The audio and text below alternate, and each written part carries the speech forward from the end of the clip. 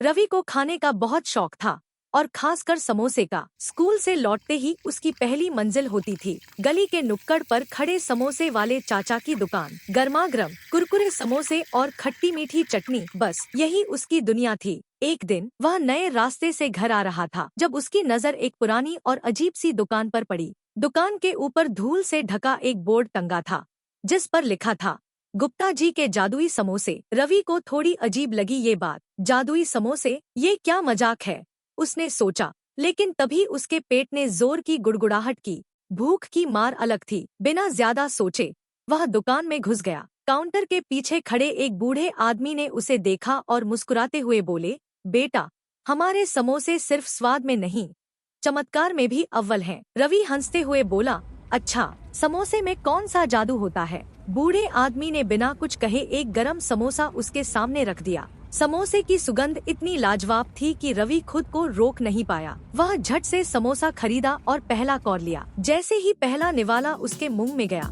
उसे अजीब सा महसूस हुआ।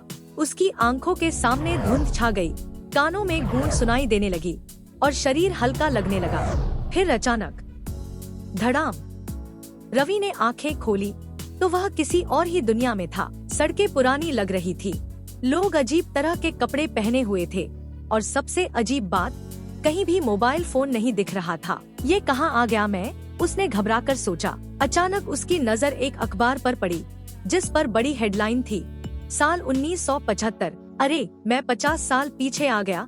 उसकी सांसें तेज हो। रवि परेशान होकर इधर उधर घूमने लगा। तभी उसने एक नौजवान को देखा जो सफेद कुर्ता पहने था और उसकी लंबी मूंछें थी। वह किसी फिल्म के डायलॉग बोलने की प्रैक्टिस कर रहा था। भैया, माफ करना, क्या आप जानते हैं अमिताभ बच्चन कौन है?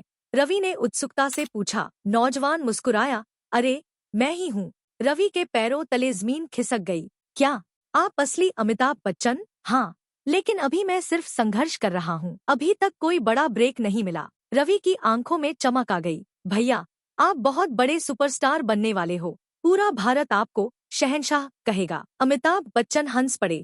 चलो, तुम्हारी बात सच हो जाए। रवि को अब एहसास हुआ कि वह किसी टाइम मशीन के जाल में फंस गया है। लेकिन अब सवाल था, वापस कैसे जाए? तभी उसे याद आया कि उसने गुप्ता जी की दुकान से 2 समोसे खरीदे थे। उसने जल्दी से दूसरा समोसा निकाला और पहला कौर लिया। फिर वही धुंध, वही गूंज, वही हल्कापन। और जब उसने आंखें खोली तो वह अपनी गली में था।